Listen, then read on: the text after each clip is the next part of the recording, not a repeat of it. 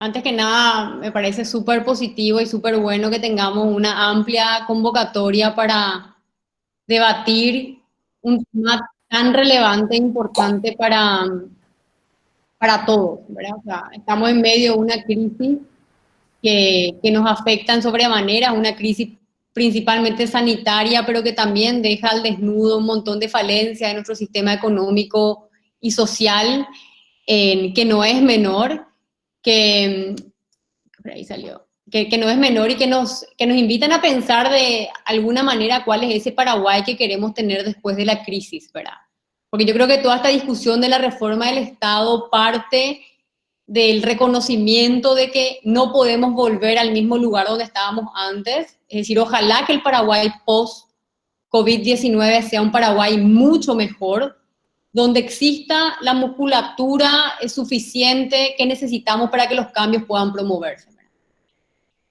Y ahí nace, toma fuerza, agarra tracción la idea de una reforma del Estado, que es muy positiva, pero que por otro lado yo sentía y veía, y creo que algunos coincidirán conmigo, de que no había mucha información acerca de qué hablamos, de que, acerca del contenido, digamos, en sí, de qué implica una reforma del Estado.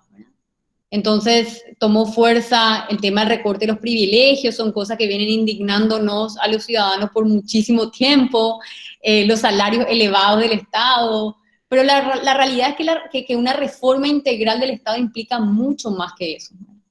Y eso es lo que yo hoy quiero hablarles a grandes rasgos, poder compartir con ustedes una visión como, como específica acerca del tema, que nos permita también ir adentrándonos en todas las aristas que hacen a esta reforma tan necesaria para el país. Y para arrancar el análisis y el debate tenemos que siempre empezar como de lo más básico, del análisis como más simple, ¿verdad? O sea, ¿cuál es la definición de Estado? Y esta es la parte como más aburrida y académica que probablemente nos remonte a nosotros, a nuestros últimos años de colegio, que la profesora de ciencias sociales o de historia o lo que fuera nos decía, nos hacía como completar los exámenes de qué significa un Estado, cuál es la diferencia entre un Estado y una nación, etcétera. Entonces, traje esta definición para partir el debate de ahí. Esto, al googlear, creo que es una de las primeras definiciones que sale, ¿verdad? Un Estado es una forma de organización social, económica, política, soberana, coercitiva, que guarda relación con el monopolio en el uso de la fuerza, un concepto súper interesante en las ciencias políticas, formado por un conjunto de instituciones que tiene el poder de regular la vida nacional de un territorio determinado. El Estado, la definición, el concepto de Estado guarda relación con una población determinada, nuestra población, ¿verdad? Un territorio delimitado, ¿verdad? En nuestro país, soberanía y el monopolio en el uso de la fuerza hacia, del Estado, ¿verdad? Abajo también, o sea, está puesto ahí como unas clarificaciones, ¿verdad? Una población permanente, un territorio definido, un gobierno que es capaz de mantener un control efectivo sobre el territorio. Es decir, un gobierno que no tiene la capacidad de controlar el territorio puede considerarse un Estado fallido, un Estado frágil. Son los casos que vemos quizá en Somalia o que están en conflictos y guerras constantes donde el gobierno no tiene, en verdad, el control total de su territorio, o en otras naciones del mundo también, ¿verdad?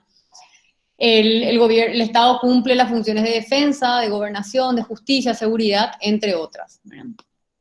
Entonces hasta ahí vamos bien, el concepto que es un Estado. Y cuando eh, comenzamos a debatir la reforma del Estado,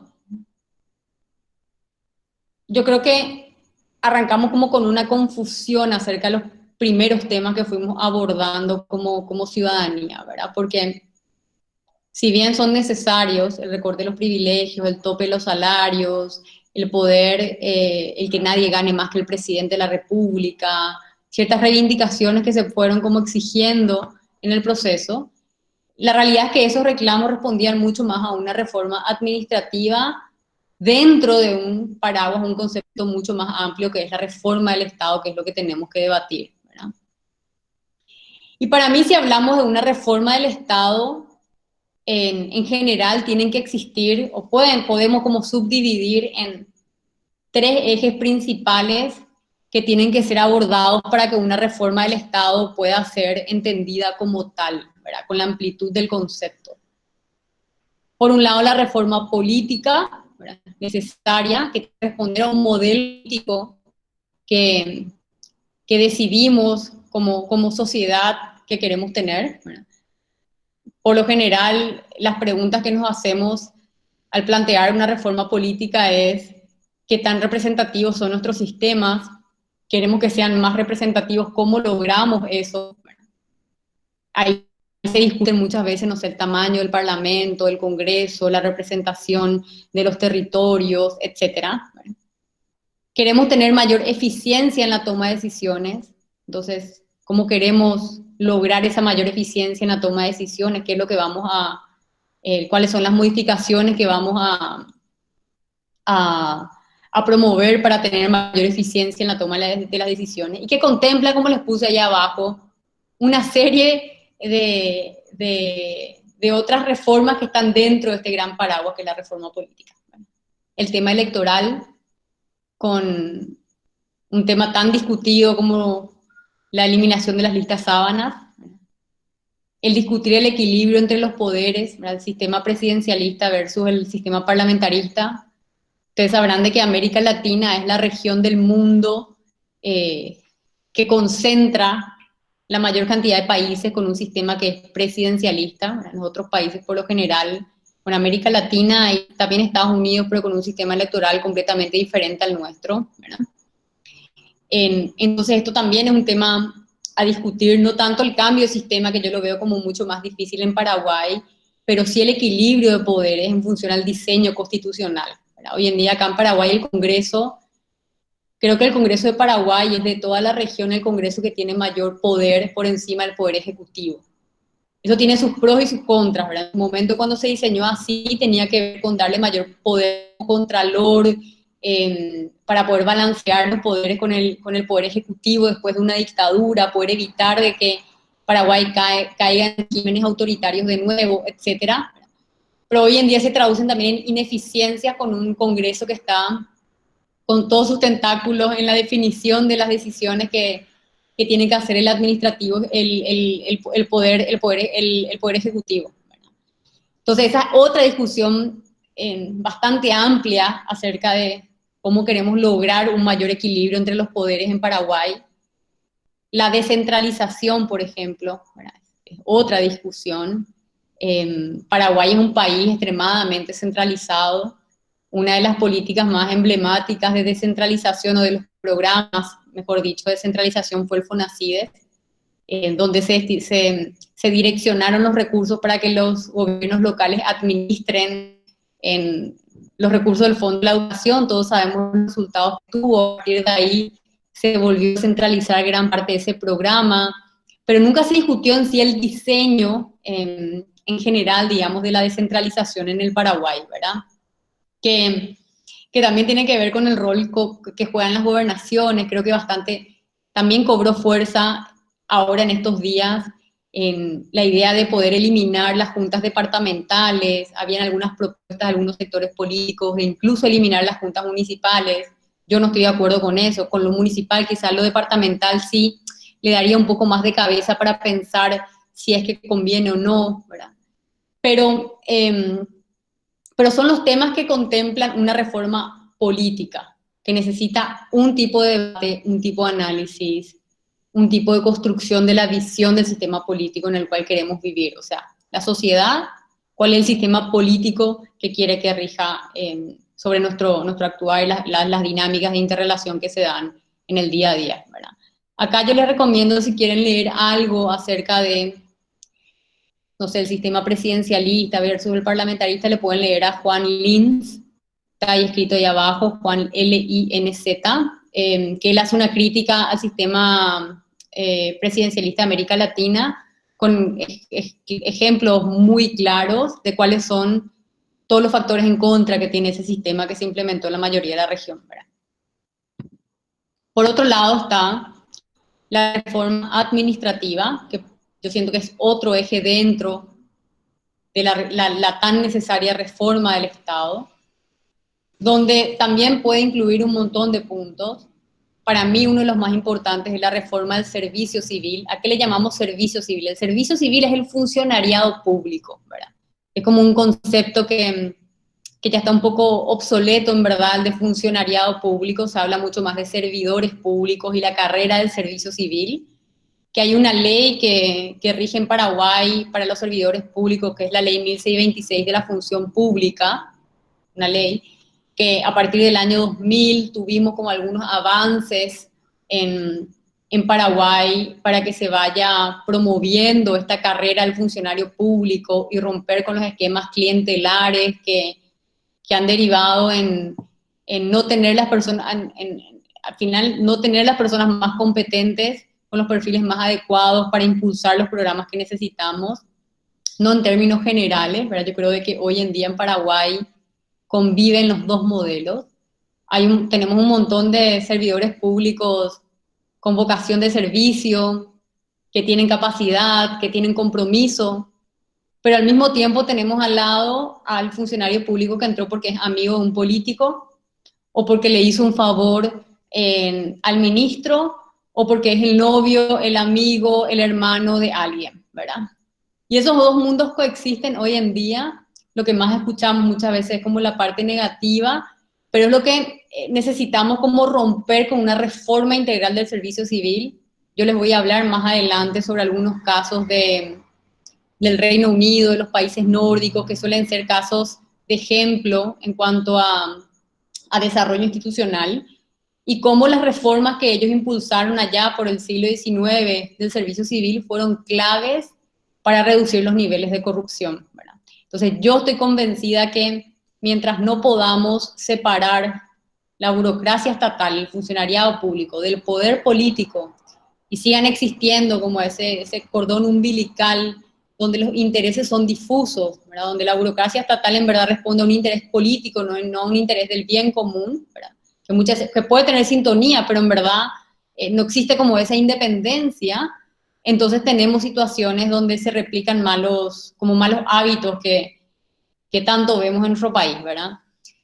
Dentro de la reforma administrativa también está la gestión financiera y presupuestaria. Esto también es un tema súper amplio. Por poner un ejemplo, no sé, revisar cómo queremos elaborar y aprobar nuestro presupuesto general de la nación, que hoy en día en Paraguay es por año, ¿verdad? Se aprueba el presupuesto del 2020, el presupuesto del 2021 y tal. Muchos países, no tengo las estadísticas acá ahora, pero tienen sistemas presupuestarios que son plurianuales. Capaz alguien ya tenga más información que yo, ¿verdad? Eso permite ganar en tiempo, le da mayor autonomía al Poder Ejecutivo para desarrollar programas, se pueden implementar programas que no dependan de la voluntad o no del Congreso en darte los recursos del siguiente año, ¿verdad? En Paraguay hemos visto muchas veces sectores mayoritarios en el Congreso que han bloqueado la aprobación de leyes súper útiles para la nación simplemente por ser de diferentes signos políticos al poder de turno, ¿verdad?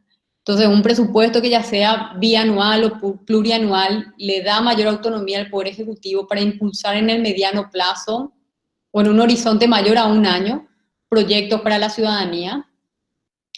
También dentro de la reforma administrativa para mí entra la reforma o la modernización del Estado, o sea, la necesidad de tener un gobierno electrónico, hoy más importante que nunca, con esta transición acelerada que estamos teniendo al mundo digital, que el COVID-19 que nos obliga a tener que mirarnos a través de pantallas y que genera una presión también hacia el Estado y hacia el gobierno, ¿verdad? O sea, un gobierno que no es digital, un gobierno que no es electrónico, probablemente tenga mayores dificultades para gestionar sus bases de datos, para transformar eso en información. Y lo que no se conoce no se puede gestionar. Hoy vemos quizá el impacto de eso con la lentitud que ha tenido el gobierno para llevar adelante sus programas de asistencia social. Ñangarecó principalmente, Pitubó también, pero Ñangarecó cuando recién se lanzó por desconocer a dónde tienen que ir los recursos, quiénes son las personas que tienen que recibirlos. Y también como fruto, digamos, de un ambiente de desconfianza por los niveles de corrupción existentes que aún están en nuestras instituciones, que hace que el Estado se vuelva mucho más adverso al riesgo, ¿verdad? O sea, como que uno no quiere tomar riesgo de desembolsar porque tiene miedo de que vayan a manos de quienes no corresponden, ¿verdad? Entonces, el gobierno electrónico forma parte también de una reforma administrativa fundamental para el Estado. Y ahí les puse como último punto la reforma a las políticas sociales, que incluso podríamos coincidir que podría ser un cuarto eje, ¿verdad? Por la amplitud, por el contenido, o sea, la reforma a las políticas sociales tenemos dentro la reforma educativa que hoy en día está en marcha en Paraguay, o sea, el diseño, el avance, pero sin mucha socialización, o por lo menos hay interés de socializar, pero hay muy poco conocimiento por parte de la ciudadanía. La reforma al sistema de pensiones, que entiendo hoy en día es uno de los temas que el Ministerio de Hacienda está empujando para adelante. La reforma del sistema de protección social, que también quedó al desnudo la debilidad que tiene nuestro sistema de protección social ante una crisis, ¿verdad? La crisis del COVID-19 dio fe de eso de alguna manera, ¿verdad? O sea, por más que Paraguay haya tenido avances desde la creación del gabinete social, desde algunos primeros programas que se fueron implementando, hoy no tenemos una red de protección fuerte que funcione, que garantice el acceso a derechos de todos los ciudadanos, sobre todo durante, más que nada de los más vulnerables, pero durante un momento de crisis. La reforma incluso del sistema de salud, y también dentro de la reforma administrativa yo incluiría las reformas a las principales fuentes de ingreso del Estado, donde podría estar la reforma tributaria, de los royalties, de aduanas, que son las tres principales fuentes de ingreso para el Estado. O sea, aduanas, los royalties y los impuestos, básicamente son los tres mecanismos principales que tiene el gobierno para recaudar los recursos y transformar esos recursos en bienes públicos, ¿verdad? Para darnos mayor educación, para darnos mejor salud, para darnos todos los servicios que vemos o que son necesarios para la vida en sociedad, ¿verdad? Hay otras fuentes de ingresos menores, pero las principales son esas tres. Entonces yo le pondría también una lupa dentro de la reforma administrativa a reformar esas tres fuentes de ingresos. Ojalá blindar aduana, una institución históricamente politizada y también con niveles altos de corrupción, que funciona muchas veces como un mecanismo de financiamiento de partidos políticos, que pueda blindarse y que pueda, en verdad, la recaudación que logra efectuar, que sea destinada para o incrementar la inversión en salud, o incrementar la inversión en salud, en educación y mejorar las condiciones para los ciudadanos, ¿verdad? Si se fijan hasta acá, tocamos un montón de temas y probablemente yo estoy obviando miles, ¿verdad? Pero que hacen a estas dos patas, la reforma política y la reforma administrativa. Y en tercer lugar, la reforma judicial, que probablemente sea el ámbito en el cual yo me siento menos cómoda porque es el que no soy abogada y es el ámbito quizá el que menos conozco, pero que también es fundamental, ¿verdad? Porque si no tenemos un sistema de justicia independiente, si no tenemos un sistema de justicia fuerte, o sea, si el funcionamiento de las cortes no es, no es efectivo, no es eficiente, no es íntegro, entonces tenemos un problema en todo el sistema político, ¿verdad? Y dentro de la reforma judicial está, bueno, por un lado, facilitar el acceso a la justicia. Paraguay tuvo reforma de códigos, creo que del Código Penal, quizá algunos abogados conozcan mucho más que yo, pero seguir revisando cuáles son las reformas que tenemos que dar a los códigos, a nuestro paquete, digamos, que tenemos normativo. La introducción de mecanismos alternativos de resolución de conflictos antes de llegar a las cortes. También entiendo que Paraguay introdujo algo de eso en los últimos años. Discutir o debatir toda la estructura del sistema de justicia, como el rol del Consejo de la Magistratura, del juicio de enjuiciamiento, del Consejo de Enjuiciamiento de Magistrados, y otros elementos que hacen como al sistema de justicia, ¿verdad? Que ahí también tengo entendido que hay como propuestas, o sea, en los debates que estuve con personas súper entendidas como la reforma judicial, hay como propuestas súper concretas que, que básicamente plantean deslindar de toda la responsabilidad administrativa a las cortes para que puedan ocuparse 100% en su tarea, que es como defender la justicia, promover la justicia. Entonces hay como un diseño institucional que yo sé que está ahí en discusión, que sería bueno también que la ciudadanía en general, que todos podamos adentrarnos mejor para entender cuál es esa reforma judicial necesaria en el Paraguay, ¿verdad? Que tiene que ver con la independencia, con la autonomía de la rama judicial, que les escribí también ahí más abajo, ¿verdad? Entonces, hasta ahí cómo vamos. ¿Bien? Tienen que hacerme así por lo menos desde su computadora. Demasiada información en pocos minutos, pero bueno, es demasiado importante que tengamos en cuenta que una reforma del Estado no es solamente topear salarios, ¿verdad? No es solamente recortar privilegios. Cierto, eso es necesario y los avances que tuvimos en estos días fueron importantes para avanzar hacia una reforma del Estado ideal, que ojalá sea el desencadenante después de esta crisis, donde todos, ¿verdad? Independientemente de las diferencias que podamos tener sobre ciertos temas particulares, podamos tomar la decisión de que queremos que esto cambie, ¿verdad? No queremos que todo sea igual. Entonces, si hablamos de todo esto, ¿verdad? Que acabamos de mencionar, tenemos que reconocer de que hay ciertos cambios que se pueden hacer desde el Congreso. Digamos que el poder de una ley va a ser suficiente. Pero hay otros cambios que van a implicar probablemente una reforma constitucional. ¿Esto significa que tenemos que convocar ya una constituyente ahora si queremos una reforma del Estado? No, ¿verdad? Probablemente sería, a mi criterio, uno de los mayores errores, porque uno no puede convocar a una constituyente en medio de una crisis, en medio de un caos, donde todavía no tenemos una visión colectiva construida. Esto tiene que ser producto de un proceso donde ya se traza el camino, se aplana el camino en cierta medida, incluso con leyes que se vayan aprobando. Por eso yo creo que lo que se discutió ayer en el Congreso, se discutió hoy, que tiene que ver con el recorte de privilegios, etcétera, para mí forma parte de los elementos para aplanar el camino y que podamos llegar a una reforma del Estado integral, ¿verdad? Donde lo más probable es de que una reforma constitucional sea necesaria.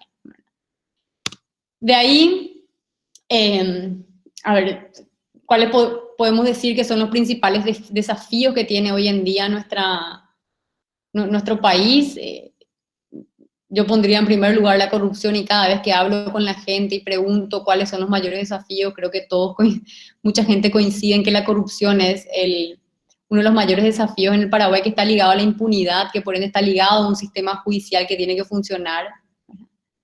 Los, digamos, académicos entendidos que trabajan el tema de la corrupción, de hecho, hablan mucho más de construir integridad, diciendo que la corrupción es un efecto de la falta de integridad, ¿verdad? Entonces yo diría que un desafío que tenemos es la construcción de instituciones públicas íntegras, con servidores públicos íntegros, que respondan al bien común y no a intereses particulares.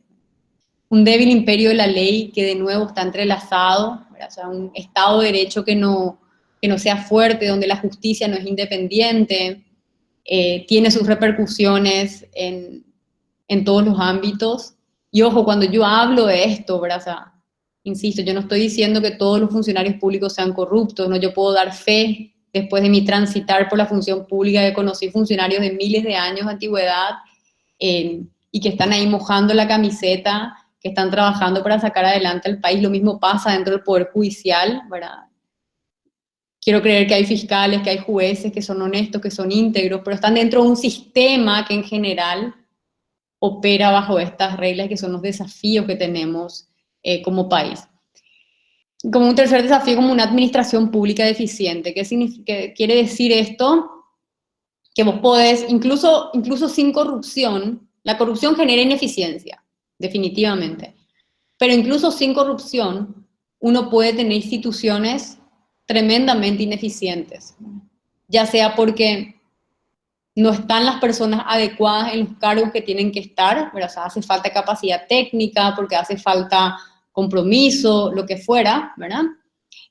O porque simplemente no tenemos la capacidad de elaborar las políticas públicas que estén en consonancia con las necesidades de la gente. Entonces, una administración pública deficiente, dice deficiente, ahí hay un error, pero una administración pública deficiente es una administración que falla, que está fallando en llevar los servicios adecuados y de calidad a la ciudadanía.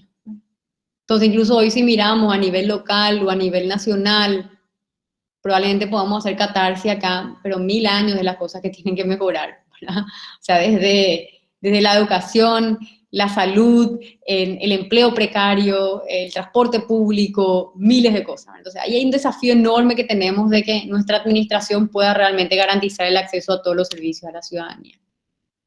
Una frase que encontré en internet también, no recuerdo en quién la dijo, pero que me parece que hace una afirmación que nos interpela bastante y que tiene 100% razón, ¿verdad? De que no es viable un Estado que conserva una administración pública en la cual la ciudadanía no confía, que considera ineficiente, corrupta y desvinculada de los problemas sociales. O sea, no es viable. Si volvemos a la definición de Estado inicial, ¿verdad?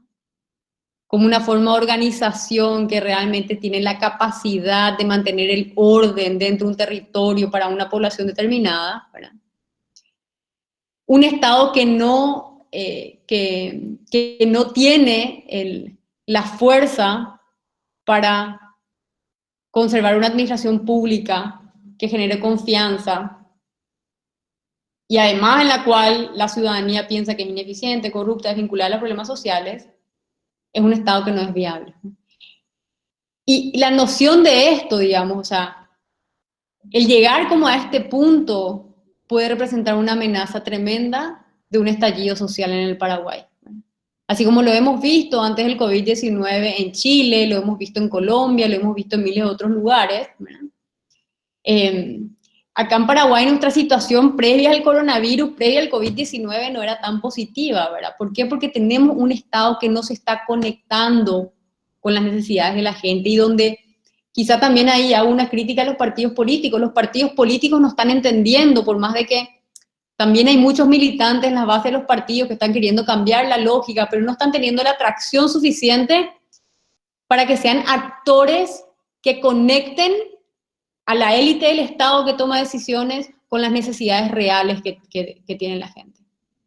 Y es así que de repente escuchamos que, no sé, algún senador, alguna senadora se queja porque le recortan 6 millones de guaraníes y dice que necesita eso para vivir porque ella vive solo de su salario del Estado. Y yo cuando escucho eso pienso, o sea, pensar que en el Paraguay el 80% de los hogares, papá, mamá, hijo que trabaja, o sea, el hogar, la suma de los ingresos por hogar, el 80% tiene ingresos inferiores a 6 millones de guaraníes. O sea, los ingresos de la población paraguaya son bajos de por sí y tenemos una concentración como que en las élites económicas y políticas que tienen una desconexión con la ciudadanía en general que puede alimentar la posibilidad de un estallido social. Y yo no quiero ser como alarmista ni nada, a mí me gusta como plantear nada más los escenarios para provocar el pensamiento y para provocar sobre todo como el análisis de qué es lo que tenemos que cambiar para que podamos llegar a buen puerto como nación. Y ahí quiero contarle algunos casos específicos, antes de entrar a los casos de la reforma civil y ya ir a las preguntas.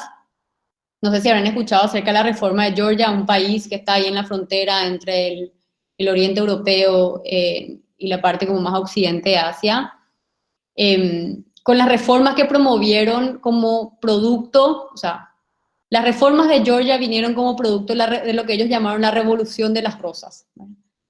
Que fue un caso también que estalló en el Congreso a partir de unos casos de corrupción, la bandera fue la lucha contra la corrupción, hubo como un estallido social en Georgia, y culmina esta revolución con los manifestantes que salen a la calle e ingresan al Congreso con una rosa en la mano, ¿verdad? Y le entregan a los congresistas, o sea, fue una revolución pacífica, con esta identidad, digamos, con este simbolismo de la rosa que se le entrega a los congresistas, y a partir de ahí se desencadenaron una serie de reformas en este país que tuvieron como bandera la lucha de la corrupción. Algunas de ellas yo les voy a citar, igual ustedes pueden googlear después si les interesa conocer un poco más sobre este caso, que siempre ayuda a aprender como de algunas cosas positivas que se han hecho en otros países, ¿verdad? Georgia, por ejemplo, reformó la policía, que era una de las instituciones más corruptas en ese país. Yo no sé si les pregunto, o sea, tómense un segundo en pensar en Paraguay cuál es la institución más corrupta, si tienen que elegir una, ¿verdad? Probablemente, no sé, no coincidamos, pero está bueno pensar en eso, ¿verdad? Bueno, Georgia hizo la reforma de la policía y tomó una medida súper drástica. De un día para otro, el primer ministro, el presidente, destituyó al 100% de la fuerza policial. E inició un proceso de renovación, ¿verdad? Donde el reclutamiento fueron por parámetros de honestidad, de cumplimiento de perfil, etcétera. Pero renovó la policía de la noche para otra. Al principio tuvo, lógicamente, cierta resistencia, pero al final, o sea, el impacto que tuvo en la reducción de los niveles de corrupción fue brutal con la renovación de esa fuerza pública, digamos, de seguridad en total. Probablemente en esa reforma algunos buenos se fueron también en el total, tuvieron que pagar, digamos, por los pecados de los malos, si uno quiere analizarlo de esa manera tan simplista, pero hay veces que ese tipo de reformas son las necesarias si es que queremos como acceder a algo nuevo, ¿verdad? Después tuvo un proceso de fortalecimiento del sistema de recaudación de impuestos. Ellos le llamaban limpieza de aduanas como otra operación que tuvieron. O sea, fue fundamental para ellos en poder erradicar la corrupción de una institución tan elemental para la recaudación del erario público como es aduanas. La reforma de las universidades, que yo no les puse ahí dentro de la reforma administrativa, pero también podría estar tranquilamente ahí debajo. La reforma de las universidades fue un punto fundamental también de Georgia. Y la desregulación del emprendimiento para promover un ambiente de negocios, de emprendimiento, donde los jóvenes puedan en pocos días habilitar su empresa, comenzar a generar valor, a generar empleo, ¿verdad? Ustedes saben que en Paraguay el 70% del empleo en Paraguay está en manos de las MIPYMES. Es decir, las micro y pequeñas y medianas empresas concentran el 70% del empleo en Paraguay. Y representan del total, creo que el 95% de empresas. Por más de que el aporte al PIB es poco, ¿verdad? O sea, si miramos cuánto aportan las micro, pequeñas y medianas empresas al Producto Interno Bruto, el valor es pequeño, pero en motor generador de empleo es tremendo. Entonces uno tiene que promover el emprendimiento como una alternativa también de generación de empleo, que es fundamental. Entonces, bueno, ahí les puse el detalle de la Revolución de las Rosas. La causa de la Revolución de las Rosas fue una mala gestión económica del gobierno y un fraude electoral, la corrupción y los niveles altos de pobreza. O sea, yo leo esto del caso de Georgia y digo, esto podría pasar tranquilamente en Paraguay, ¿verdad? Mala gestión económica del gobierno, fraude electoral. Hemos muchas veces discutido también las inequidades dentro del sistema electoral, corrupción y pobreza. Bueno, les pongo ese ejemplo. Y ahora voy a hablarles de dos casos específicos que ya les adelanté. No me voy a extender mucho, pero la reforma del servicio civil en el Reino Unido, los países nórdicos y USA. Creo que Estados Unidos al final no les puse, pero sí, sí los otros dos países. Bueno, ¿y qué implicaba principalmente esta reforma del servicio civil? En lo que dice ahí abajo. Separar la carrera de los burócratas, los burócratas, entiéndase, los funcionarios públicos, el servidor público de carrera, ¿verdad? De la carrera de los políticos. Hoy en día está entremezclado, ¿verdad? O sea, incluso uno va a una institución pública y todos tienen el famoso caballú, ¿verdad? ¿Quién es tu caballú? ¿Quién es el caballú de un servidor público? El que le puso en el lugar que está, ¿verdad? O sea, esa cultura tenemos que dejar atrás con una reforma real que corte, básicamente separe la carrera de los burócratas de la carrera de los políticos, que ya no dependan mi carrera como funcionario público de que también me llevo o no con el político de mi zona. Para eso hay que cambiar un sistema de reclutamiento que tiene que estar basado en méritos, que contraste, eso es lo que yo les contaba, ¿verdad? Que permita que los niveles de corrupción vayan bajando. Y acá quiero hacer como una diferencia, porque muchas veces se habla como de la meritocracia, del mérito y tal. Lo que muchos de estos reformadores, que estos casos están plasmados en el libro que se llama Organizando el Leviatán de Dahlström, principalmente en su capítulo 4 habla sobre la corrupción y sobre la evidencia científica de cómo una reforma del servicio civil puede disminuir los niveles de corrupción. Y ellos hacen de manera muy clara la diferenciación, porque analizaron más de 100 países en todo el mundo para sacar sus conclusiones, ¿verdad? De que uno puede tener una burocracia estatal meritoria, es decir, yo puedo tener en el lugar donde tiene que estar un ingeniero, está un ingeniero formado, acá está un psicólogo formado, acá está un economista formado, necesito un asistente para secretaría, tengo una persona que estudió eso, es decir, tener el mérito como, como, como cuestión real dentro de la burocracia estatal. Pero si vos tenés igual mezclada la carrera de los burócratas con la carrera de los políticos, el sistema clientelar va a seguir operando con mérito. O sea, con mérito o sin mérito, tu sistema clientelar puede funcionar. Que es lo que yo siento que fue como mejorando en Paraguay, ¿verdad? En los últimos años, ¿qué pasó? Se comenzaron a publicar los casos, sobre todo a partir de la Ley de Información Pública, donde aparecía un ascensorista, un mozo, aparecía una persona que no tenía las condiciones, digamos, meritorias para tener un alto cargo, que estaba fungiendo como un, a mí me pasó incluso en Senadita como un director haciendo supervisión de obra, alguien que no era ingeniero ni arquitecto, ¿verdad? Sabían como esos problemas que se hicieron mucho más evidentes, se fueron subsanando con la publicación de la información, con la ley de la información pública, pero todavía no cortamos la carrera de los burócratas de la carrera de los políticos, ¿verdad? O sea, y ese corte en el cordón umbilical es fundamental y para eso tiene que existir un sistema de reclutamiento independiente que acabe con las redes clientelares que han perdurado por tanto tiempo, ¿verdad? En los países nórdicos, ¿verdad? Siempre escuchamos los casos de Dinamarca, Suecia, Finlandia como los ejemplos en desarrollo a nivel mundial, ¿verdad? Son países que tienen los niveles más bajos de corrupción.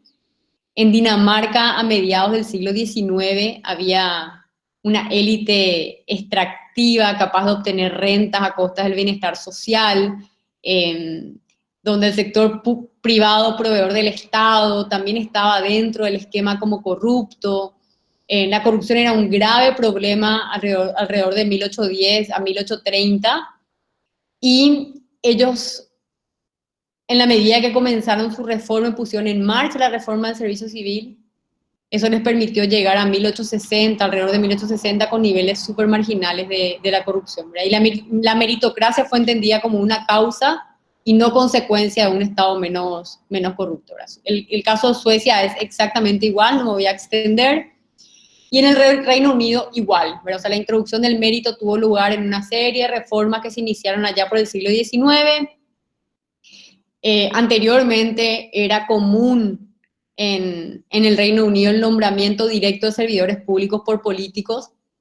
Después hubo un gran consenso nacional que, independientemente del partido político, del territorio, de la religión, del grupo de fútbol, a pesar de todas las diferencias, hubo un acuerdo que las cosas tenían que mejorar y que ya no se podía permitir que ese sistema siga imperando y que se necesitaba una reforma del servicio civil. Entonces ahí quedó como en el pasado la historia de la vieja corrupción, y comenzaron como los procesos de reforma que derivaron en que los niveles de corrupción vayan bajando, ¿verdad? Entonces ya se consolidó como sabiduría convencional entre académicos y reformadores de que no había otra forma de disminuir de manera efectiva la corrupción y el mal gobierno que con un servicio civil basado en méritos que ate las manos de los políticos en cuanto a su nombramiento, promoción y despido. Bueno, o sea, clarísimo el desencadenante de la reforma del servicio civil. Entonces, bueno, les puse esos ejemplos, les hablé de la reforma del Estado general. La pregunta es, ¿dónde estamos hoy en Paraguay? Y en Paraguay hoy estamos ahora mismo todos encerrados en nuestras casas porque estamos atravesando una de las mayores crisis de la humanidad, donde hay un virus que amenaza nuestras vidas, que nos condiciona el confinamiento, que, que evita que podamos abrazarnos, ver a nuestros padres, a nuestros abuelos. En muchos casos yo no le veo a mis papás hace más de un mes, ¿verdad?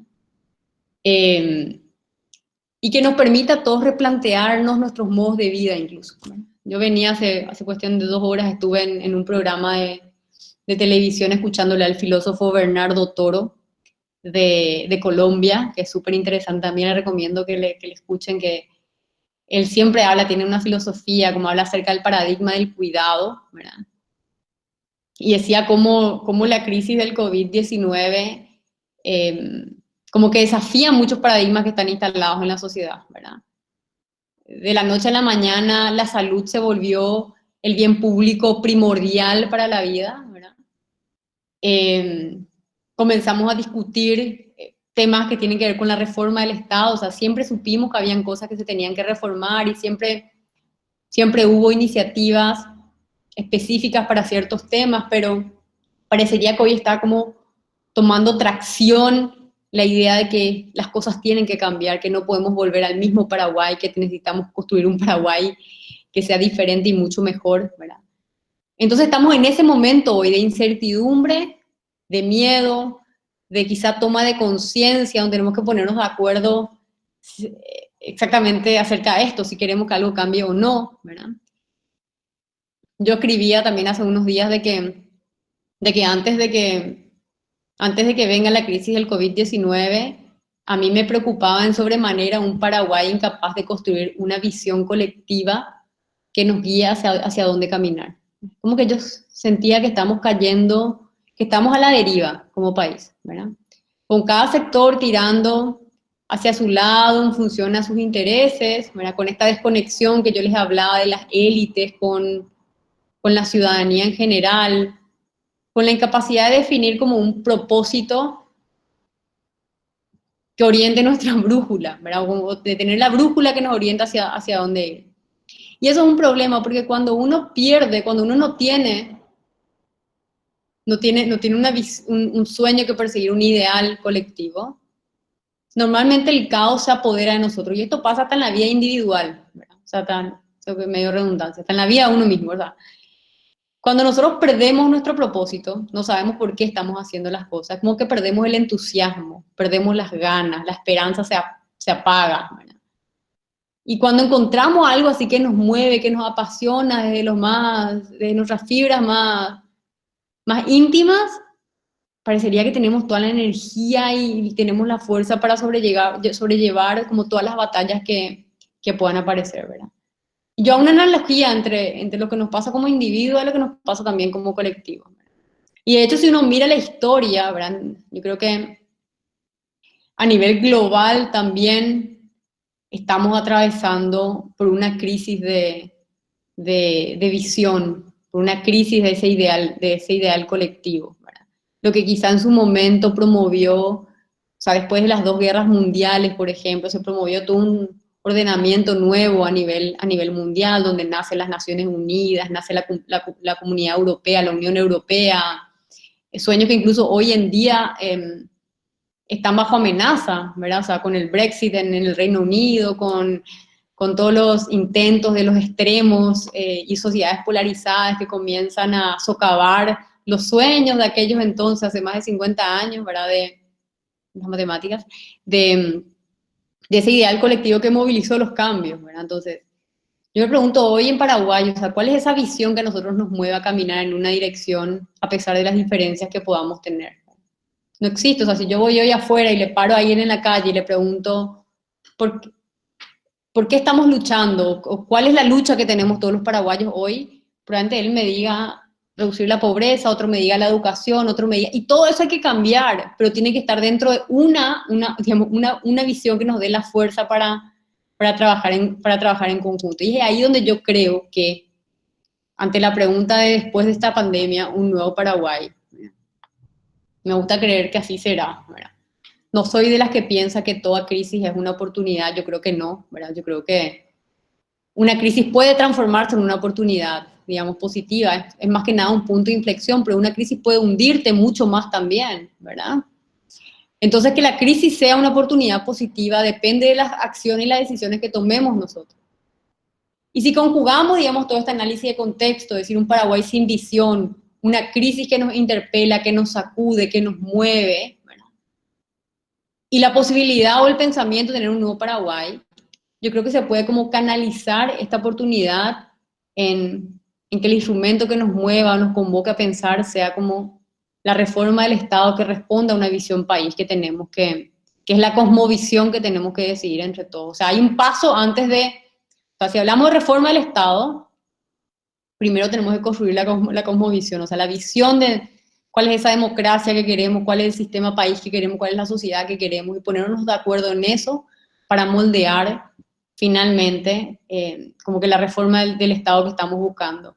Ojo que esto no significa como la parálisis por análisis, esperar como que o sea, lo perfecto enemigo lo bueno y esperar al final a tener, no, se pueden ir dando pasos, ¿verdad? Entendiendo este proceso como dinámico y flexible, avanzando en una dirección donde los objetivos sean paralelos, ir como coincidiendo en esa visión país que necesitamos, ¿verdad? Entonces, la pregunta con la que quiero dejar también ahí picando para el debate, porque entiendo que vamos a tener unas preguntas y respuestas, es cuáles van a ser nuestras prioridades, ¿verdad? O sea, en línea de todo esto que hablamos, en la necesidad de una reforma del Estado, en construir una visión, o sea, ¿cuáles van a ser nuestras prioridades? O sea, que esta sea como la pregunta que nos cale profundo en este momento de crisis.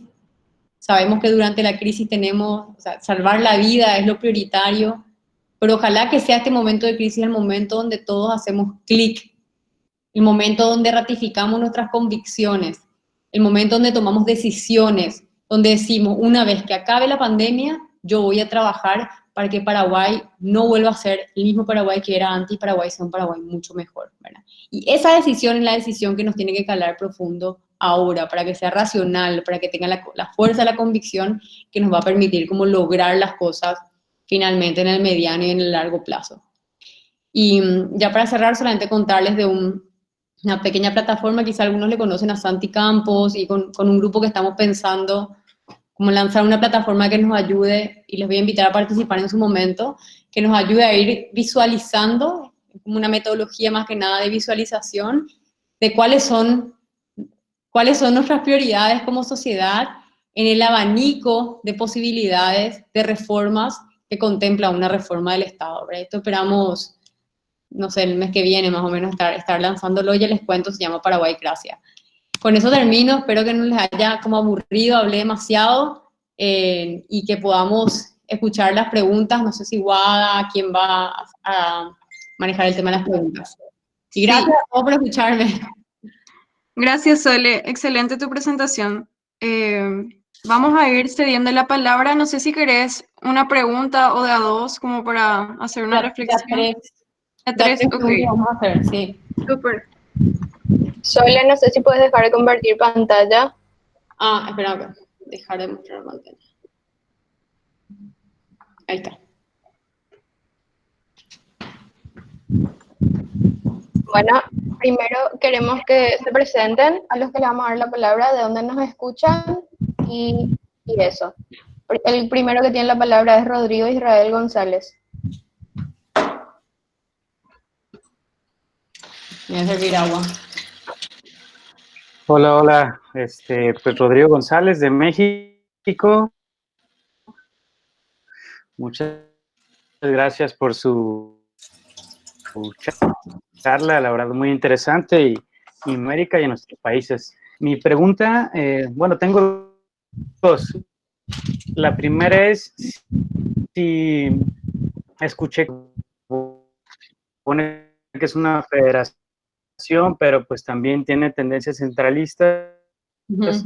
Quisiera saber si usted sabe cómo se reparte el dinero allá en el Paraguay, en el sentido de cuánto le toca al país como tal, cuánto le dan a 80% lo reparte la federación y el 20% se divide en 16% los estados y 4% los municipios.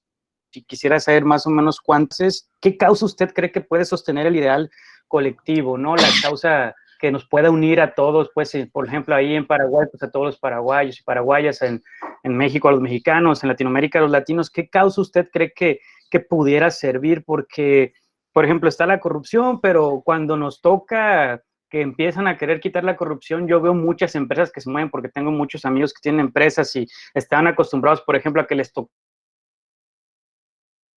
tocaban muchas obras por dedazo, sin haber un proceso como tal legal, y luego se están quejando y dicen que no hay. O sea, ¿usted qué opina en ese sentido de qué causa nos pudiera sostener como, o unir, unificar? Y muchas gracias por la charla. Hacemos 3 guadas, ¿verdad? 2 más. Sí, el siguiente que tiene la palabra es Yannick Kravitz. ¿Qué tal, ingeniera? Buenas noches. Excelente la charla. Voy a activar este también. Yo estoy hablando desde Asunción. Y la verdad que mientras estuvo la charla pensé en miles de cosas para preguntar, pero no sé cómo resumir, ¿verdad? Bueno, estabas dando, por ejemplo, el ejemplo de Georgia, ¿verdad? Y todos podemos pensar en situaciones en la historia de distintos países o de este país donde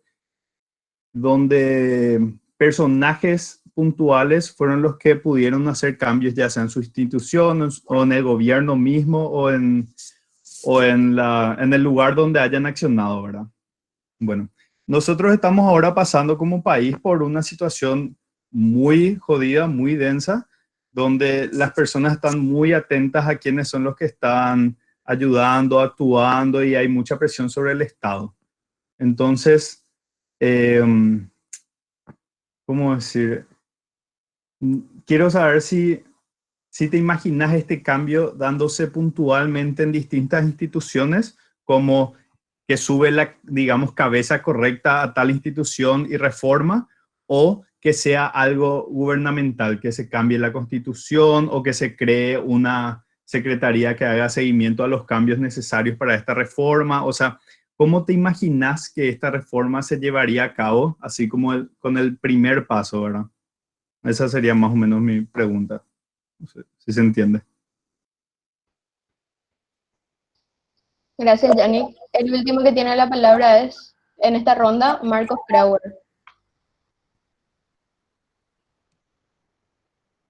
Oye, ingeniera, no sé si me escuchan. Sí.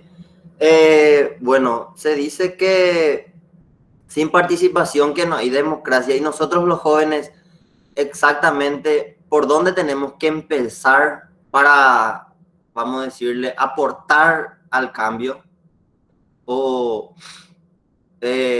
o sea, cómo empezar aparte y de dónde, porque la mayoría acá somos estudiantes y estamos medio a la deriva, por así decirlo. Esa es mi pregunta.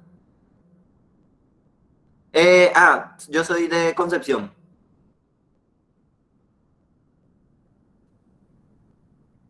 Esa es tú. Buenísimo. Gracias, Marcos. Lea, tomo el micrófono para responder, ¿sí? Las 3 preguntas fueron súper buenas. Gracias, Rodrigo, Yanni y Marcos. Contribuyen bastante como a la reflexión y a estas ideas que yo estaba compartiendo con ustedes acerca de lo que Rodrigo nos preguntaba desde México, acerca de cómo se reparte el dinero. En Paraguay está prácticamente en un 100%, no es un 100%, pero centralizada la distribución de los recursos, ¿verdad?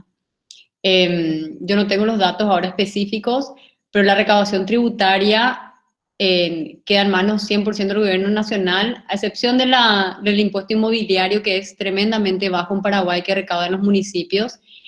No tenemos un sistema federal, nuestro sistema es un sistema unitario. Las gobernaciones tienen muy pocos recursos, por eso es que se debate hoy en día incluso la supresión de las juntas departamentales y que los intendentes pasen a ser miembros de la junta departamental. Y yo contaba el caso de Fonacides, que fue uno de los primeros casos de descentralización de los recursos desde el Estado central a los municipios, que fue un fracaso total, ¿verdad? O sea, Después del primer año creo que se implementó, de los 250 municipios solamente 3 habían rendido cuentas. Entonces, ¿qué hizo eso? O sea, fueron las primeras medidas a gran escala de ir descentralizando la ejecución de los recursos, no la recaudación, porque eso es también otra discusión. Era más que nada la posibilidad que los municipios tengan recursos para ejecutar proyectos. Y como consecuencia del descalabro en términos de la administración de los recursos, nos volvimos de nuevo mucho más centralistas, ¿verdad? Entonces, incluso personas que antes defendían la descentralización terminaron diciendo que no, que tenemos que volver a centralizar todo en el gobierno central porque los municipios no tienen capacidad. Y ahí hay un problema, porque es como que el dilema del huevo o la gallina, ¿verdad? O sea, los municipios hoy en día están débiles, es cierto, hay que acompañar un proceso de fortalecimiento, pero al mismo tiempo porque ellos no administran ni tampoco tienen la capacidad de generar sus propios recursos, ¿verdad? Y el impuesto inmobiliario es tremendamente bajo, creo que tienen un par de tasas también pequeñas, pero no tienen mucha capacidad de recaudar y tampoco tienen muchos recursos que se les destina desde el gobierno central. Entonces, creo que ahí hay una diferencia particular con México, si bien, por ejemplo, yo creo que el sistema quizá político, no sé si del PRI, que es el principal partido político allá, creo que tiene como ciertas similitudes también al sistema que tenemos aquí en Paraguay, con un partido que ha estado por muchos años en el gobierno, ¿verdad? Independientemente de sus luces y sus sombras, o sea, que también representa como o sea, que es un tema que hay que analizarlo también desde el análisis como político y democrático en nuestro país, ¿verdad? Yannick preguntaba acerca de los cambios y las reformas, si se va a dar como con una persona que inicia a poco los cambios en una institución o se va a dar con otro tipo de sistemas, cómo se daría. Mira, yo les puedo hablar de las reformas que yo promoví en la Senaditat, ¿verdad? Que me han consumido en años de vida, ¿verdad? Porque di mi vida entera, esos 4 años, para poder dejar un legado que ojalá sea como una fortaleza institucional y que estoy segura que algo quedó, ¿verdad? Pero también al mismo tiempo cuando miro, digamos, al día de hoy me genera como un dolor tremendo que políticas de Estado que habíamos impulsado se hayan transformado en políticas de administración y hayan sido como 100% desechadas en este periodo, ¿verdad? Y eso es porque al final hay una debilidad institucional. Entonces, ¿qué pasa? Si nosotros dependemos de las personas que que busquen hacer como cambios radicales en las instituciones, probablemente van a ser relevantes por el periodo que ellos estén a cargo. Es muy difícil, o sea, los cambios que nosotros tenemos que promover tienen que ser cambios institucionales.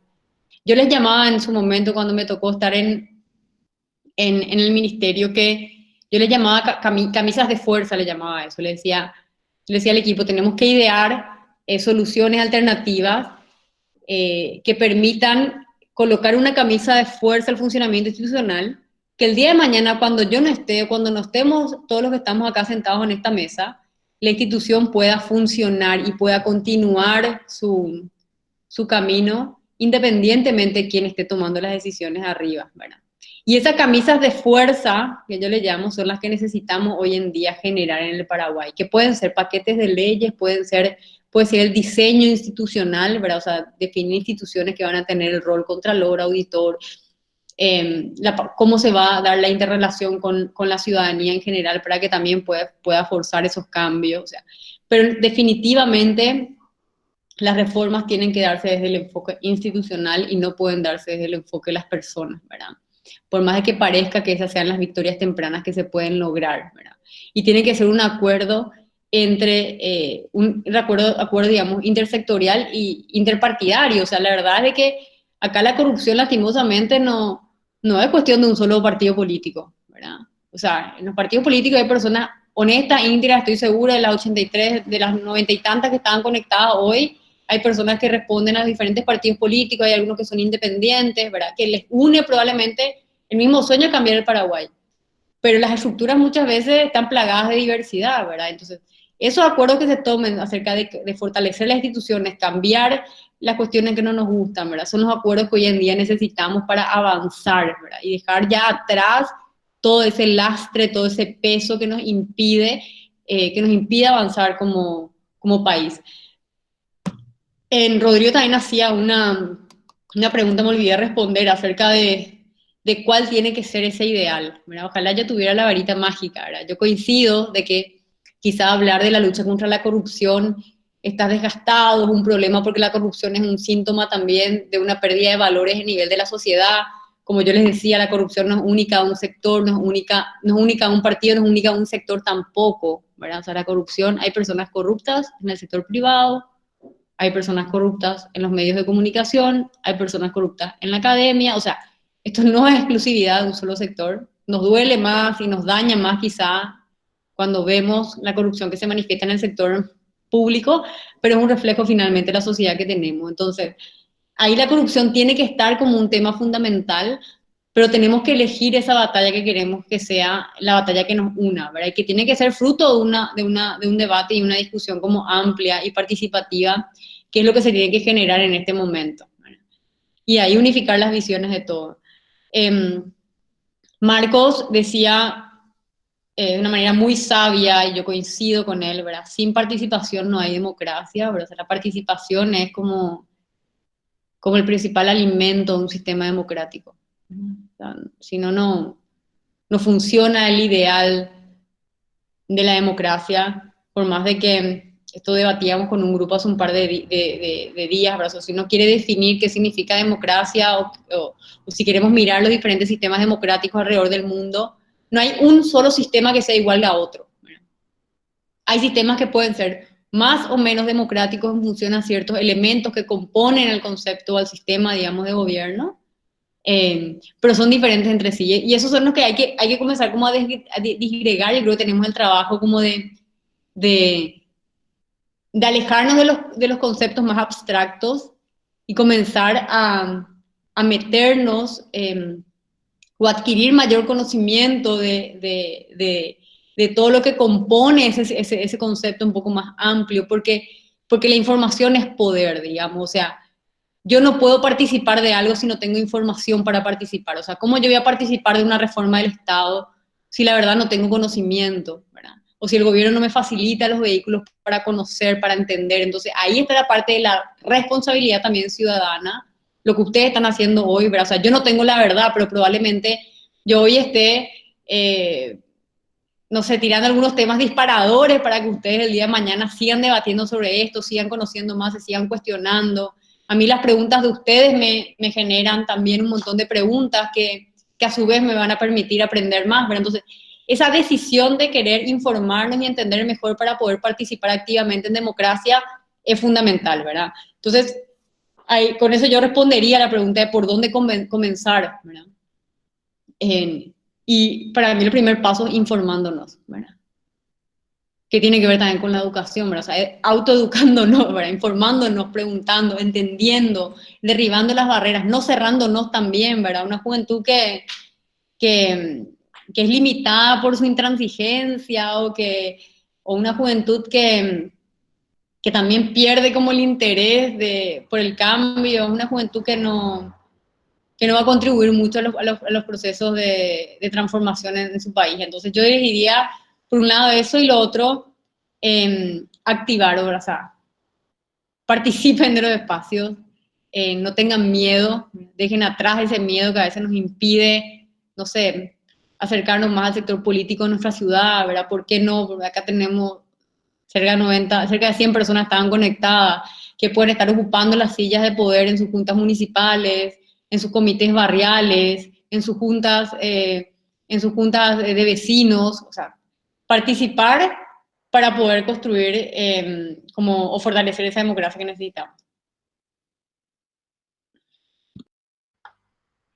Buenísimo, gracias Sole. Podemos pasar a la siguiente ronda de preguntas. Empieza Rocío Parra.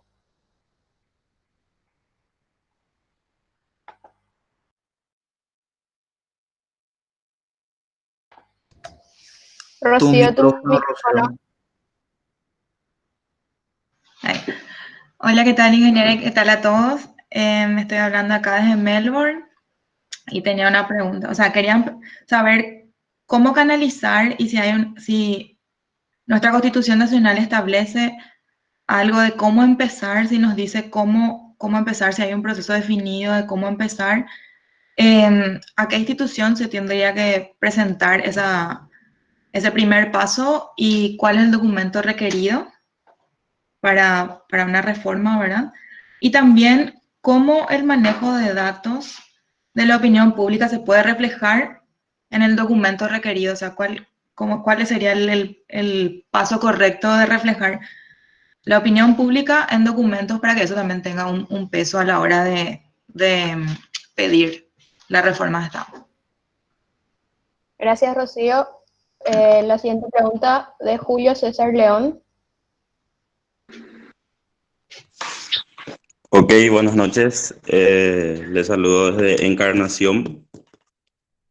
En primer lugar quería agradecer porque yo, por ejemplo, no tenía ni idea a lo que se refería la reforma de Estado.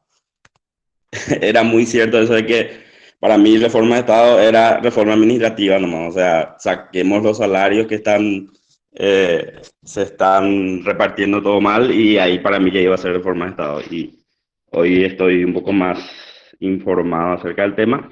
Mi pregunta era muy parecida a la de Marcos y también me alegró también poder ver de que ya hoy al informarme ya estoy siendo parte. O sea, mi pregunta iba apuntada a yo como universitario hoy encerrado desde mi casa, ¿cómo puedo ser partícipe de esta reforma de Estado y cómo puedo impulsar la reforma de Estado? Entonces, esa era mi pregunta.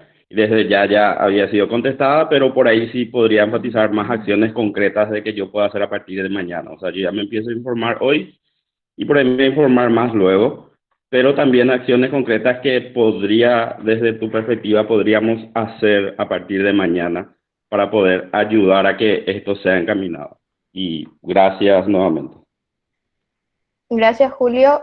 Última pregunta de la ronda, Araceli Coronel.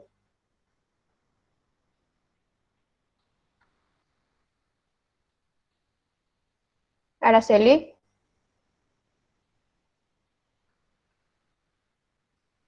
Bueno, Hola. Ahí está. ¿Me escuchan? ¿Ahí?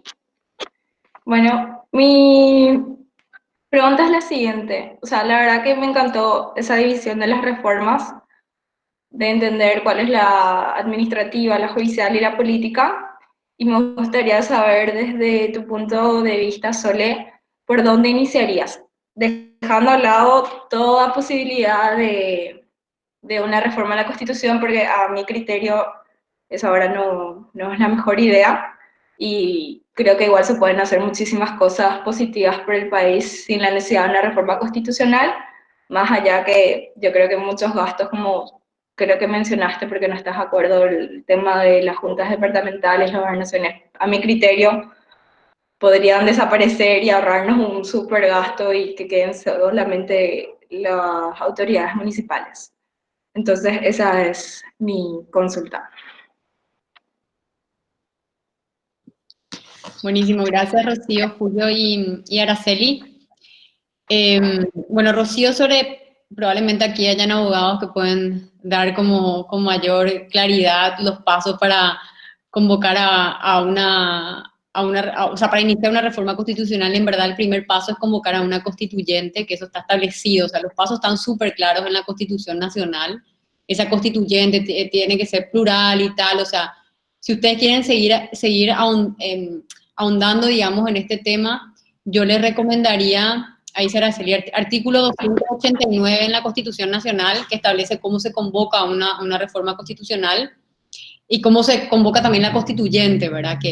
O sea, es súper complejo el momento político, o sea, analizar cuál es el momento político adecuado para convocar a una constituyente. Yo por eso ahí coincido con Araceli, ¿verdad? Que este no es el momento, o sea, una crisis no es el momento adecuado para convocar a una constituyente, porque ahí se entra a tejer un montón de procesos. Si vos tenés, un grupo de constitucionalistas que forman parte, digamos, de la Asamblea Constituyente, pero que te reflejan, digamos, una baja representatividad, que de nuevo están plasmados, van a ser guiados por intereses sectarios o lo que fuera, probablemente el producto, si no hay presión ciudadana suficiente, no sea una mejor constitución a la que tenemos del 92, ¿verdad?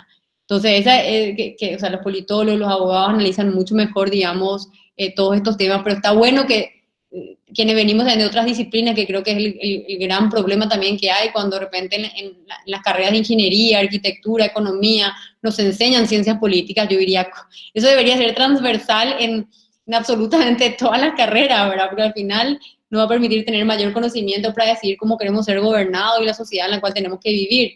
Pero en fin, o sea, eso está establecido. Yo les recomiendo también que lean el artículo en la Constitución donde se establecen súper claros los pasos, porque no es, no es rocket science, como se dice, ¿verdad? O sea, no es nada bastante complejo, está súper claro. Y la pregunta sería, ¿cuál es el momento, digamos, adecuado para que esto suceda? Y para mí tiene que ser como un desencadenante, un proceso amplio de diálogo, donde se acuerda la visión país, la visión de Estado que queremos tener, ya teniendo un camino transitado, ¿verdad? O sea, hay pequeñas victorias que se pueden tener que también están vinculadas a una reforma del Estado, quizá mucho más a una reforma administrativa también, que está ligado a lo que preguntaba Araceli, ¿verdad? ¿Por dónde empezar? Yo insisto y vuelvo a repetir, o sea, para mí la reforma del servicio civil, de la ley de la función pública y de todas las leyes que están como vinculadas al servicio civil sería lo que yo tomaría como un primer paso para transformar, porque me parece transversal, o sea, blindar los 90.000 docentes que se van a sumar al servicio público, el personal de blanco, o sea, el policía, o sea, tratar de modificar lo que está a nuestro alcance, que nos permita tener una fuerza civil con la musculatura que necesita nuestro país de acuerdo a las necesidades que tenemos, ¿verdad? O sea, esa me parece una de las cuestiones principales. Y lo otro que tomaría fuerza para mí, quizá en paralelo, es el tema de la modernización del Estado, ¿verdad? O sea, la inclusión de las nuevas tecnologías, de tener un gobierno digital inteligente, que también no necesita de una reforma constitucional, es simplemente una cuestión, digamos, administrativa, que también se puede llevar adelante. Creo que las dos cosas van muy de la mano y son transversales a todas las instituciones, ¿verdad?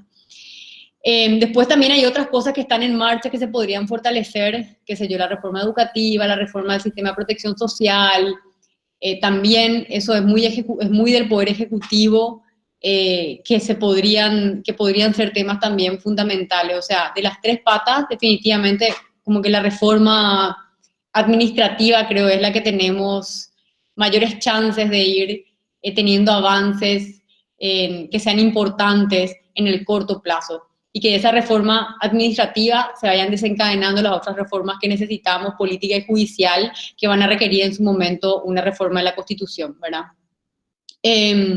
Julio decía, ¿cómo puedo ser partícipe? O sea, hoy están participando, les recomendaría quizá una próxima charla, como les dije, con alguien, con algún miembro de la Asamblea Constituyente del 92, ¿verdad? Que por ahí les pueda contar cómo fue el proceso, que pueda hablar, les va a hacer su perspectiva desde el diseño de la Constitución del 92, pero creo que puede alimentar y contribuir bastante al debate. Y lo otro es, yo creo que se van a ir dando muchos espacios donde van a existir posibilidad de participación, y ahí les pediría que estén atentos y activos, ¿verdad? O sea, que se sumen para nutrirse y para que puedan tener la mayor cantidad de herramientas que necesitan para que cuando sea necesaria la acción, ustedes no estén perdidos, ¿verdad? No estén diciendo, no sé de qué se está hablando, no entiendo de qué se necesita. O sea, hay un tiempo para prepararse y hay un tiempo para actuar, ¿verdad? O sea, ahora que estamos todos en casa, acá, con toda la incertidumbre y tal, o sea, el tiempo que ustedes puedan y que la vida les permita destinar, úsenlo para informarse lo máximo que puedan. O sea, la información es poder, ¿verdad? Y ese poder que ustedes van a tener en el momento determinante va a ser clave para inclinar la balanza y que los cambios se den, ¿verdad? Porque cada uno de ustedes se puede multiplicar N veces, ¿verdad? En su unidad familiar primero, después en su unidad barrial, en su círculo social más cercano, en su comunidad, en su ciudad, y pueden ser voces que desencadenen procesos, ¿verdad? Y si tenemos una juventud informada, con la determinación de participar, yo les juro que nada nos va a poder cambiar, ¿verdad? Y hay determinadas generaciones en la historia de un país que tienen esa posibilidad. Ustedes pueden convertirse en esa generación, o pueden dentro de 30, 40 años mirar atrás, mirarle a sus hijos, a sus nietos y decirles, yo alguna vez quise cambiar también mi país, pero no tuve no sé si la capacidad de multiplicar o lo que fuera, ¿verdad? Entonces, yo creo que eso es muy importante, Julio, ¿verdad? O sea, el participar y el no cansarse, eso le dejaría así como recomendación, porque el status quo, digamos, o sea, las situaciones que permanecen por muchos años es porque básicamente nos cansamos de luchar, ¿verdad? O sea, cuando la situación te gana por cansancio, ¿verdad?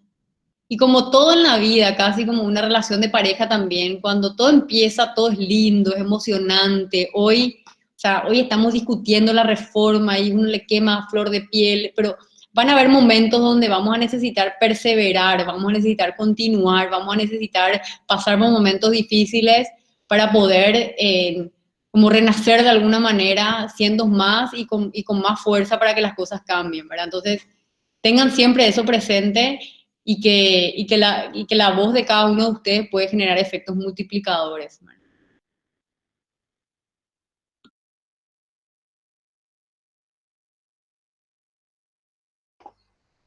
Seguimos con la ronda de preguntas. La palabra va para Paloma Fernández.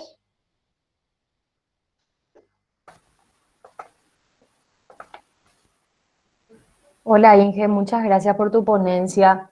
Yo te estoy hablando desde Lambaré. Yo tengo una preguntita.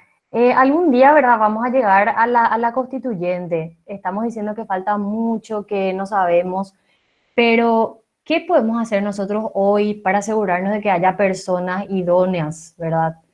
Porque, o sea, siempre decimos que falta mucho y que es difícil forzar, porque se necesitan muchos votos para aprobar esa necesidad, pero hace 3 años se murió Rodrigo Quintana por ese intento de forzar, o sea, de violentar la Constitución. O sea que nunca sabemos exactamente lo que puede pasar, pero ¿hay alguna forma en la que yo hoy como joven puedo contribuir a que haya personas idóneas cuando se discuta otra vez la Constitución? Gracias, Paloma. La siguiente en preguntar es Mercedes Casarino. Hola, buenas noches, ¿qué tal? De Asunción también. Estoy disfrutando mucho esta charla. Y atendiendo a que decías de que la reforma debe ser promovida por las instituciones, me imagino que también es para el orden público, ¿no? Para garantizar. Y que nosotros, todos los que estamos acá, de alguna forma mantenemos un lugar de privilegio, por lo menos a la información. ¿Cómo se imaginan o cómo te imaginás que el diseño de la reforma respondan a las necesidades latentes de la sociedad y garanticen una amplia representatividad de la ciudadanía para generar compromisos institucionales y civiles de larga duración, teniendo en cuenta todos los sectores del Paraguay, ¿no? Esa es mi pregunta y muchísimas gracias por esta disertación. La siguiente pregunta de Alan Baez. Hola, primero que nada, muchas gracias por la charla, la verdad bastante informativa y bastante inspiradora para nosotros como jóvenes. Yo creo como todo proceso de cambio, yo creo que también hay que empezar el cambio desde nuestros barrios, vamos a decirle, porque uno de repente puede ver el problema local y no saber cómo llevar esa voz o esas quejas a las autoridades pertinentes. Así que para empezar una reforma, también creo que es parte de creo que sería parte de una reforma también eso, ¿verdad? Así que no sé si sabrías una forma o algún método en el cual nosotros podamos organizar nuestras comunidades para poder llevar nuestra voz como un conjunto y no como individuales a los cuales de repente nadie oye y todo eso. Y más o menos por ahí va la pregunta. Muchas gracias. Y hablo también desde Lambaré.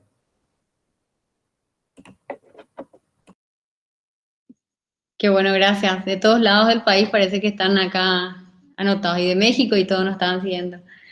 Gracias Paloma, Mercedes y Alan.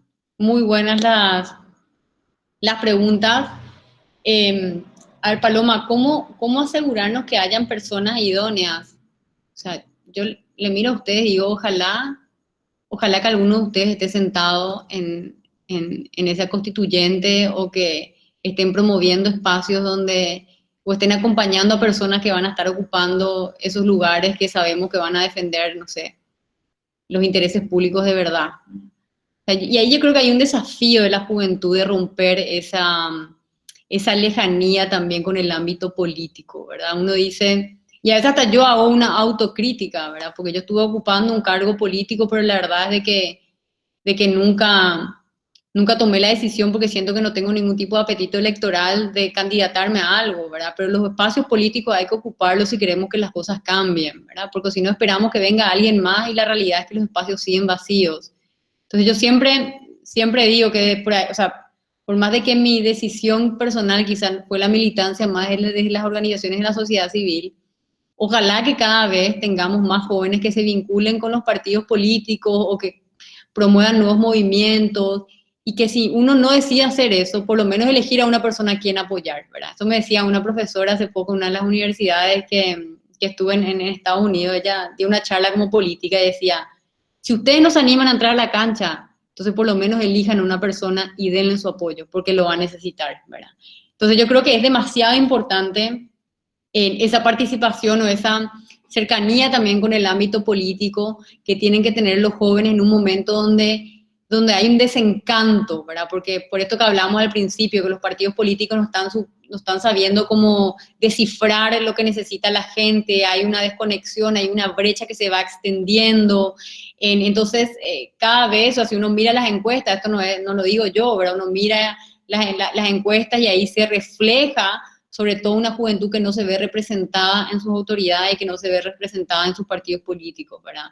Y eso eso llama la atención, digamos, para un sistema democrático donde los partidos políticos tienen que funcionar como escuelas cívicas realmente, ¿verdad? No como situaciones donde la corrupción es la regla del día a día, etcétera, ¿verdad? Entonces, hoy en día tenemos también esa doble realidad que hablábamos de las instituciones públicas en los partidos políticos, ¿verdad? Yo he conocido gente súper buena de todos los partidos y que tienen esas mismas ansias de cambiar, esos mismos ideales, así como conocí también gente que no milita en los partidos. Entonces, yo dejaría picando esa pregunta, ¿verdad? De si nosotros estamos hablando de un lugar de privilegio, si tenemos la posibilidad de incidir, quiénes de los que están acá, de los que estamos participando, tienen la posibilidad de dar un paso más, de acercarse un poco más al ámbito político para poder incidir y ojalá si el debate va a ser la reforma del Estado y sabemos o comenzamos a entender ya de que es inminente una reforma a la Constitución en los próximos 5 años, ¿verdad? Por ponerle un horizonte de tiempo, ¿verdad? Es decir, sabemos que una constituyente se va a convocar en los próximos 5 años. Ok, yo como ciudadana tomo la decisión de que quiero contribuir o velar para que existan personas idóneas en esos cargos, en esos puestos y mantenerme informado durante el proceso, ¿verdad? Entonces, eso creo que es un desafío y una responsabilidad muy grande de nuestra generación en general, ¿verdad? Si es que llegamos a debatir una reforma de la Constitución en términos generales.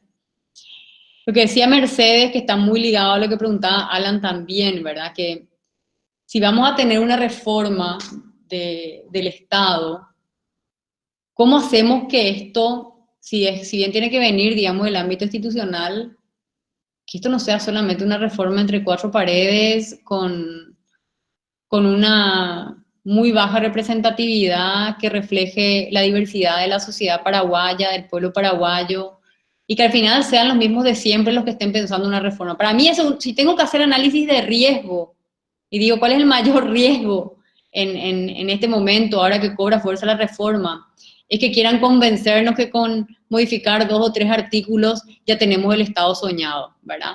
Como que para pasar de tema, ¿no? Es un riesgo y nosotros no podemos permitir que eso suceda, ¿verdad? O sea, porque eso no es lo que necesita el Paraguay. Entonces, en esa línea, ¿cómo garantizamos de que no solamente quienes tenemos acceso a la información y una posición de privilegio participen activamente, sino que esté también el sector campesinado, no de las élites, digamos, campesinas que tienen mayor incidencia en política, pero que estén representados los diferentes sectores territoriales del Paraguay también, que no sea solamente la capital de nuevo participando, que esté el Chaco, ¿verdad? Muchas veces olvidado, que estén las comunidades indígenas, que si bien son menos del 3% de la población paraguaya, tienen que tener voz, que esté representada, que haya de manera equitativa hombres y mujeres discutiendo y debatiendo los temas del futuro del país, las personas con discapacidad, las minorías que muchas veces no tienen voces, que estén también ahí representadas. Claro, o sea, ese proceso, cuando yo hablo de un proceso participativo, es un proceso que garantice efectivamente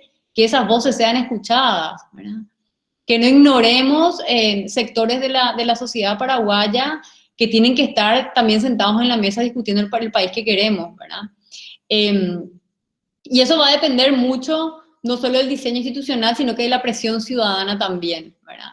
Y ahí de nuevo viene la pregunta, digamos, de esta visión país que queremos construir, que para mí es el punto inicial, ¿verdad? De que primero ese ejercicio tiene que ser individual. O sea, yo, si pudiera, les preguntaría a todos ustedes, uno a uno, cuál es el Paraguay que imaginás, ¿verdad? Eso requiere, de verdad, sentarnos y dedicarle tiempo a pensar, ¿verdad? Yo quiero este país.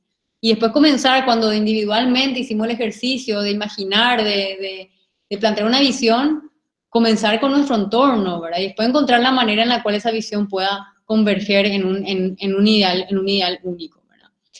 Y lo que decía Alan, yo también coincido de que en verdad yo creo que toda transformación parte de lo local a lo nacional, ¿verdad? O sea, yo no creo en esos grandes cambios que bajan tipo top down, ¿verdad? O sea, desde arriba para abajo, de que se genera como un cambio, esto se baja verticalmente. O sea, yo creo que la gran transformación en el Paraguay va a venir desde lo local hacia lo nacional. Y lo local es primero tu unidad barrial, tu comunidad. Hoy en la charla de Bernardo Toro, que les contaba que él hablaba del paradigma del cuidado, él justamente, o sea, él habla del paradigma del cuidado que contrapone el paradigma de la acumulación, del éxito y del poder, ¿verdad? Y habla del paradigma del cuidado como algo necesario también después de la crisis del COVID-19. Y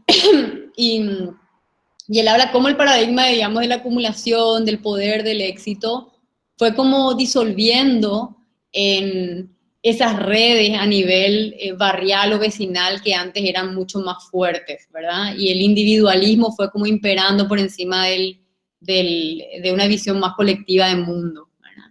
Entonces, yo coincido que tenemos que volver como a esas raíces, se tienen que volver a reactivar las redes a nivel local, y a partir de ahí comenzar a construir o a promover la transformación que se va a dar finalmente a nivel nacional, ¿verdad?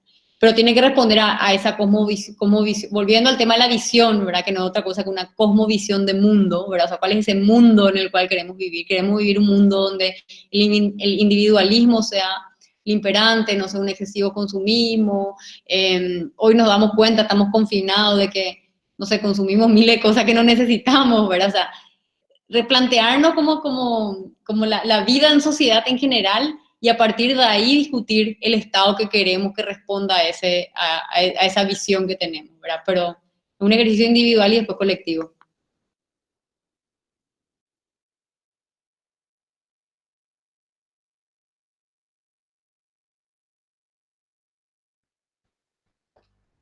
Muchísimas gracias a todos los que preguntaron, a Rodrigo, Yannick, Marcos, Rocío, Julio, Paloma, Araceli, Mercedes y Alan, que vamos a tener en cuenta también esos nombres. Muchísimas gracias, Sole, por ponerte a disposición siempre de la NEIC, por responder todas nuestras preguntas siempre, por apoyarnos en todos nuestros proyectos. De verdad, muchísimas gracias de parte de la asociación y esperamos siempre tenerte con nosotros. No sé si querés dar un mensaje final. Muchas gracias, Lea. No, yo soy la agradecida, de verdad. Para mí vale muchísimo que estén hoy, que hayan dedicado como todo este tiempo, no sé cuánto tiempo estuvimos conectados, casi 2 horas, ¿verdad? A debatir sobre temas que nos competen a todos. Y les agradezco de todo corazón y por favor no pierdan nunca esa chispa, o sea, eso que les llevó hoy a conectarse, o sea, traten de identificar por qué se unieron a esta charla. ¿Qué fue lo que les motivó? ¿Por qué? ¿Por qué querían saber más de la reforma del Estado? ¿Qué es lo que les está incomodando, lo que les está molestando, lo que quieren cambiar? Y conéctense con eso, ¿verdad? Racionalicen y traten de visualizar siempre eso que les llevó a conectarse hoy acá, ¿verdad? Y que ese sea el motivo que en el futuro, cuando las cosas se pongan más difíciles, o porque todos somos seres dinámicos, que tenemos una vida bastante compleja, ¿verdad? Que les va a permitir volver como al origen, digamos, en el sentido de seguir firme en ese ideal, en esa forma de vida que tienen. O sea, traten de conectarse con eso, porque créanme que no es algo automático ni espontáneo, ¿verdad? Hay que hacer el ejercicio para encontrar esa fuente de motivación, y les deseo, o sea, el mayor de los éxitos en todo. Espero que pasen muy bien esta cuarentena. Espero de verdad, les deseo salud, les deseo mucho amor, mucho cuidado, y que estén bien, ¿verdad? De todo corazón, y cuentan conmigo desde la asociación siempre que necesiten. Muchas gracias. Gracias, Sole, por tu presencia y por la excelente presentación también. Quería agregar algo antes de cerrar, que por ejemplo nosotros de nuestra carrera de estudiantes y profesionales también llegamos a ver muchos actos de corrupción, y que en una oportunidad pudimos hablar sobre las licitaciones públicas. Creo que sería muy interesante poder impulsar el taller que también habíamos tocado en una oportunidad, no sé si te acordás. Creo que serían algunas pequeñas partes donde podríamos incidir desde nuestra carrera como ingenieros civiles. Creo que es importante despertar el interés e informándonos es cómo podemos llegar a incidir también, más allá de armar mesas de diálogo solamente, sino que también tomar acciones en algún momento. Entonces, eso nomás quería agregar, y muchísimas gracias, Sole. Gracias a ustedes. Y si quieren ayuda con todo el tema de compras públicas para que les ayude a que se vuelvan contralores, también avísenme, sin problema. Gracias a todos. Chao, chao. Fuerza. Síganos en nuestras redes para informarse sobre más charlas como estas geniales. Gracias, Sole. Fuerza a todos. Chao, chao.